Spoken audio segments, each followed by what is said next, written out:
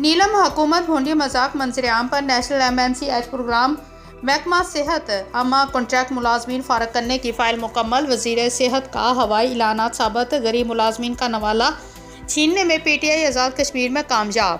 2 से ज़ायद मुलाजमीन फारग कर दिए गए। मुतासरा मुलाजमीन की मौजूदा हुकूमत के खिलाफ एहतजाज करने की धमकी। 6 माह कबल यकीन दहानी करवाने के बावजूद हुकूमत अपने वादे पर ना उतर सकी और आज तक अपनी ड्यूटियाँ सर अंजाम देते रहे। बगैर तनख्वाहों से फारग कर दिया गया, जिस पर मुलाजमीन ने शदीद एहतजाज की काल दे दी।